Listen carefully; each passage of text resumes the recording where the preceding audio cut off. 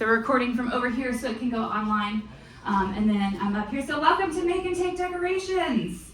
As Stacia said upstairs, we're going to have lots of grace with our friends. We brought in like way more supplies, but there are a lot of you, but I'm super glad you're here. So tip number 1, you absolutely do not need any talent. I cannot draw to save my life. Like, the children will make fun of me if I'm drawing something on the dry erase board. They're like, what is that, Miss Amber? And it looks ugly and horrible. My husband, all the skills. Me, nothing.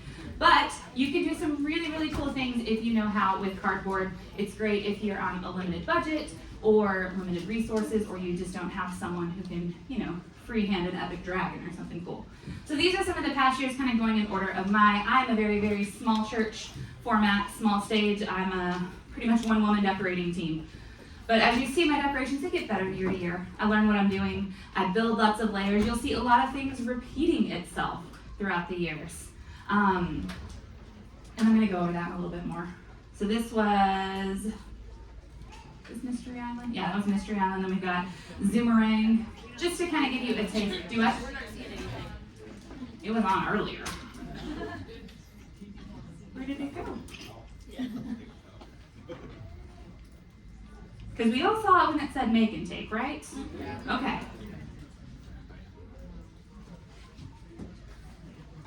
Well, they were cool pictures, just trust me. Well, maybe Caitlin will come back and save the day.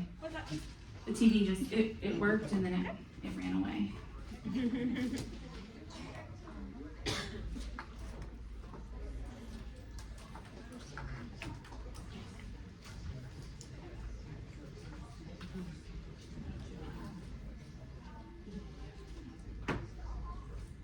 That's what happens when I started 5 minutes early. Okay, there it is again.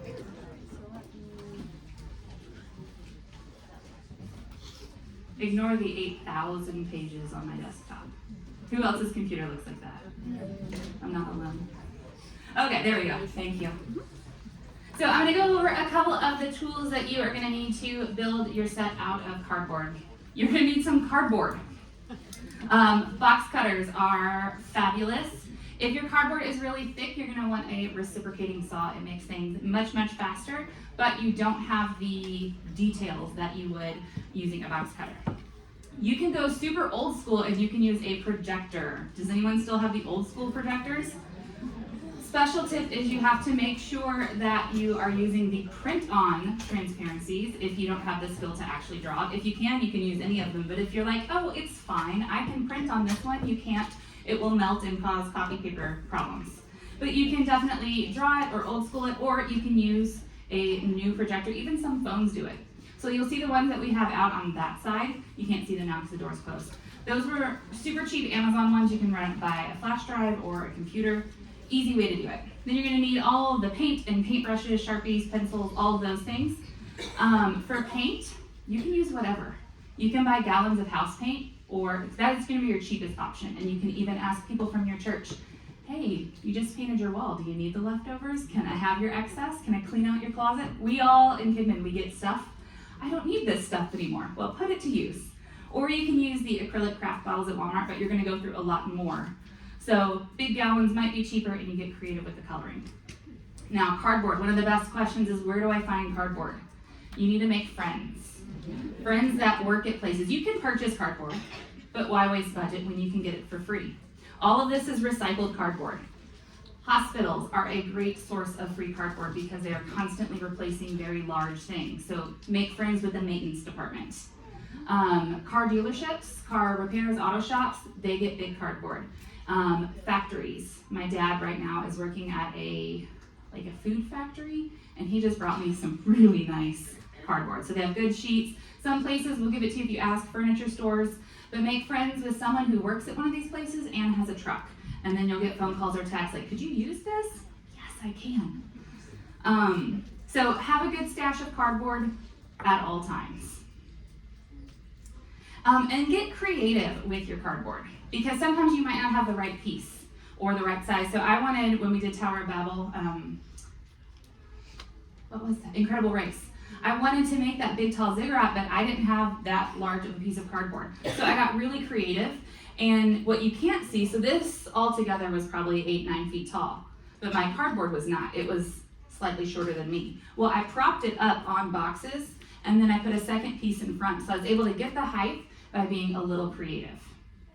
I've painted bed sheets, like $4 at Walmart. You can stretch it out, you can paint it to cover something. It folds really flat. So when you have your beautiful cardboard that you've scoured the world for and you have it, it is possibly going to curl. You see some of mine, like my propagator here, he curls because I didn't paint the back of him. Now sometimes it's not a big deal, you don't really care. But if you paint the fronts and the backs one solid color as step one, it's gonna save you paint because you need less paint to actually cover. Yellow is really hard to cover. It gets kind of streaky unless you have a solid color underneath. And then it's not going to curl as much if you have painted the back as well.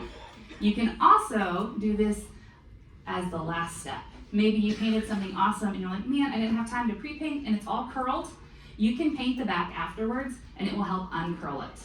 The thicker the cardboard, the less that it curls. You can also, if you get into curling, you can stack it in between stuff. So put it on heavy tables, heavy books, stack it down flat, and that will help. I like to ask myself, what can be reused? My crocagator, which I do realize that's not an actual animal, he's called a crocagator because it depends on what VBS he's coming in as to what animal type he is. He is all the way from Camp Kilimanjaro. I have a giraffe that has came out several times and is now missing a leg. It's a 3-legged giraffe, but it can be reused. So especially when you're building kind of those filler pieces like plants, okay, how can I make this in a way that I can use this in several VBSs? And then think about the back. So my ziggurat got flipped over and the back became my volcano. Added some tissue paper and deco mesh, and I used the back of it. I'll use some of the big landscapes, like the snowy ones from Operation Arctic. The back of it became a sandy dune. So if you're storing your decorations, which I highly suggest you can if you have the space, think about using the backs. How can I repurpose this? What can be reused? So then it is time to get to work. You are going to trace. So if you can see up here, perhaps, I'm going to turn it back off and back on. Everything went to sleep. So you're going to pick out your image. I like using the black and white versions in your director's kit and your resource DVD, or if you have the Pro and you've downloaded it, you have all of those snazzy images. You are going to pick the images you want. You're going to hook up your, no, not cutting yet. You're going to hook up your projector and you're going to project it on your piece of cardboard. Let's see if we can see it. I'm not sure we're going to be able to see it because it's awfully bright in here. It does help if you have a nice dark room. So I'm doing a fire up here. You can't really see it, but it's here. So you're going to go in and you're going to trace all of your lines. I like doing it in pencil, but you might want to do it in Sharpie, especially if you have lots of fine detail lines. So you're going to draw everything, all of your lines, anything that's going to be cut out. Sometimes I'll make the line super dark if I know it needs to be shaded different. So this is not just your outline, but also anything that you're going to be painting in detail. So you trace it all out. Then you're going to get to the cutting phase. This is where you have your fancy Bach knife, your reciprocating saw, whatever. And the beautiful part about this is it's okay if you mess up. You see some of my lines got a little wonky, and sometimes the box cutter goes way faster than you thought it was going to be. You're going to make sure you're very careful not to cut yourself. So do it in a safe area, not in your leg. Probably not a good job for teens either.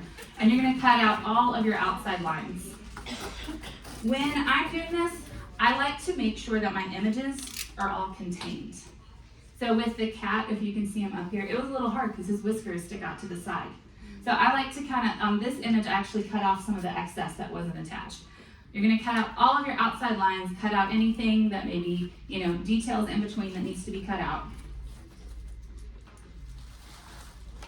Some people like to paint this before they cut out. I like to cut first. It is your preference and your skill level. I think that if I cut first, then I can make up some of the errors with the painting. but it's whatever works for you. So then you're gonna go to the painting step. It is cut out, you're gonna paint.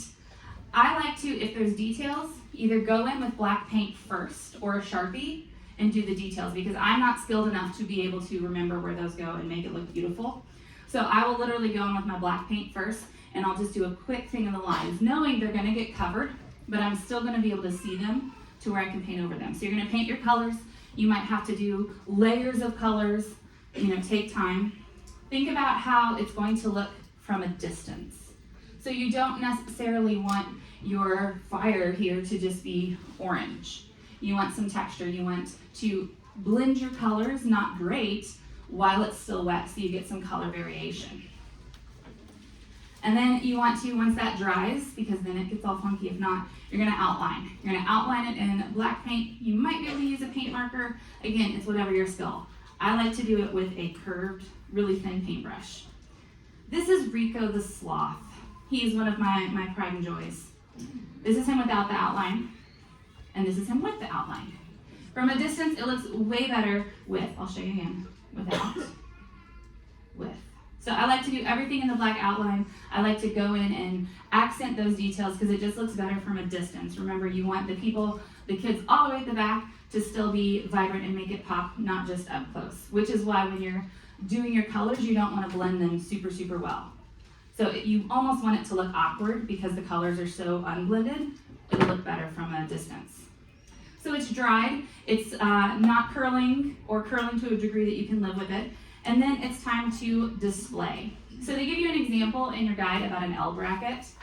I have also found sometimes you don't need an L bracket. Maybe you've got someone who works with wood and they've got these random triangles or weird scraps. You can use weird scraps. I've got some of mine on those. You can make a simple L bracket any size you want. And I've also found I'll layer my cardboard friends together. I just screw them on the wood. Sometimes you can prop on stuff. Yes.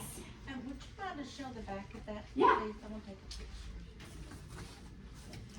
You want it sideways or forward? That, just like that. Perfect. Thank you. Yes, ma'am. I'll walk this way in case any of you are. Just holler if you need to stop. Are you taping, screwing, or gluing? I screw. You can tape, but it might rip off the paint. If you are taping things, the best tape in the universe is called Marvelous tape. So marvelous without the R. It's a teacher thing, and it's going to do the best job I've seen of not sticking stuff together. Yes. Another really great tape, if you like to hang the posters on the wall that come from like the scene setter kit or like things like that, it's called alien tape. Be very careful, it will take paint off the wall, but your posters won't. So alien tape will stick it to the wall. Who else is told you have to use the blue painter's tape that sticks absolutely nothing? Yeah. So I use Marvelous tape. It's Marvelous without the R. You can get it on Amazon. It's like a teacher tape. It does a really good job. I've only had it, I think, maybe twice ever destroy any tape. Command strips sometimes can, but then sometimes command strips stick a little too good and they stick. Gaffer's tape is great for if you're doing the floor and stuff. I've not really tried it up on a wall or on cardboard thing. Did you have? Well, I read that you could take painter's tape and put a couple layers of it, and then you use double-sided tape. I've heard that. Yeah, that you can put your painter's tape against the wall and then you can use something on top. I've never tried it because honestly, 4 little corners of Marvelous tape sticks my posters, and we have cinder blocks. So for me, it's a win. And it doesn't mess up the wall. It doesn't mess up the wall. Now, if you get like a really rambunctious teen undecorating, anything goes. We also, and you can get, I got a bag of 100 for $20. If you have a ceiling that has the metal tiles, they make little handy dandy ceiling hooks so you can hang down things this year. It holds cardboard, they're sturdy, they're plastic, it's like $20. You could also think about, because the price of wood's really expensive, could I build something out of PVC? You might have to weight it more. But think, how can I consolidate, especially if you don't have this supply of wood? How can I consolidate? Can I put 2 things together? Can I tape one on top of something else that's really sturdy? Get really creative. What did you say those hangers were called? is just look up ceiling hooks. They have a couple different varieties. I like the plastic ones, and it's like kind of two pieces. It folds open, you hook it on the thing, and then you hang stuff, and it supports really, really well. Yeah.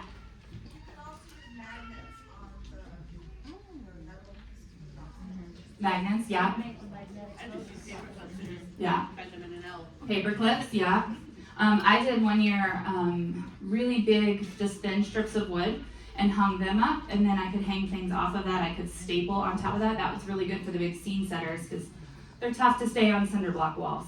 So we could staple on that, then put it up, which was nice. We did our scene setters, we put them on cardboard and then used the magnetic ceiling hooks. Mm-hmm. And we hooked them on there so that it wasn't attached to the wall at all.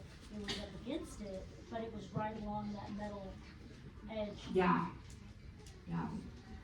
So any questions about the cardboard creating process? Going once, going twice. Okay, here's how this works. It is the make and take. So now it is the making and taking portion of the event. Now, a couple things. If you are painting, you have to be at these tables. You cannot paint anywhere else in the room, and you have to be really, really careful not to get paint on the floor so that they don't get really mad at us. We have 6 projectors set up outside in the hallway, and then I will have 1 in here. You guys are going to, in a calm, orderly, making friends with the people while you're waiting in line, you're going to come and select a piece of cardboard. And then you're going to select something to trace. I will kind of show you, I've got things set up out there on the projectors, but we can switch them. We are not going for giant dragons today. I'm sorry, you do not get to make your own giant dragon. But there's some really fun clip art friends. So we have the animal pals. You can kind of see those. There's a beetle and the dragon and the falcon and the fox and the horse. The horse would also be really hard. But then there's smaller animals. We've got some cats. Like I've got a little cat up here. We've got dogs, fox, hawk, beetle, mouse. I really like the mouse. I think they're cute. Some sheep. So we have a couple of animals that can fit. Then there are banners. So banners are fun, or you can kind of like freehand a little bit. Whatever you want your banner. Maybe you're making up your family team crest. There are some food. I thought like, oh, a box of bread. That's pretty cute. So there's a sack of grain. There's a basket. There's remotes falling on me. The people would be a little harder because a 6-foot person would be harder to transport home. They have props. They have a bird cage if you have a lot of skills. They have, oops, not my email. A lute, a jester, some puppets. They have a candlestick, a torch, a vase, the fire like up here. And then there is some scenery as well.